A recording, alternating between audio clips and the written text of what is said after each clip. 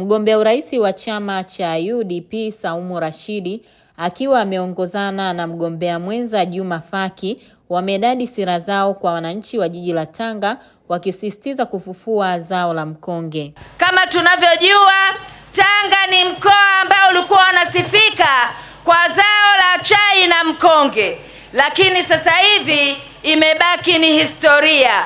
Chama chetu kimejipanga kuhakikisha tunakuwa na kilimo cha mkonge ambacho kitatoa matokeo na kuwa kivutio kikubwa kwa wakulima ndani ya mkoa wa Tanga. Swala la kufufua viwanda vilivyokufa nalo likazungumzwa na mgombea urais wa UDP, huku mgombea mwenza akiwaomba wananchi kuchagua chama hicho. Kama tunavyojua, Tanga ilikuwa ina viwanda vingi vyenye sifa.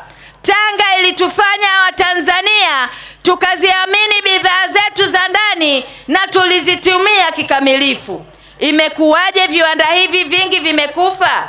Ni kwa sababu ya usimamizi ya watendaji wachache wasio waadilifu. Viwanda hivi vimekufa.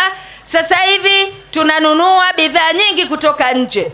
Muda umefika sasa, ndugu zangu, nawaombeni sana mtu asipoteze kura yake, akachagua kiongozi ambaye anafaa katika jimbo lake ili amletee nini? Amletee maendeleo. Mkoa wa Tanga uko taabani sana, hauna rasilimali fedha za wananchi wake kupata mahitaji. Wananchi waliojitokeza kusikiliza sera za UDP nao wakatoa maoni yao. Kuhusu viwanda hapa Tanga, viwanda vimekufa, maisha ya watu yanawashinda kwa sababu mazingira yamekuwa magumu.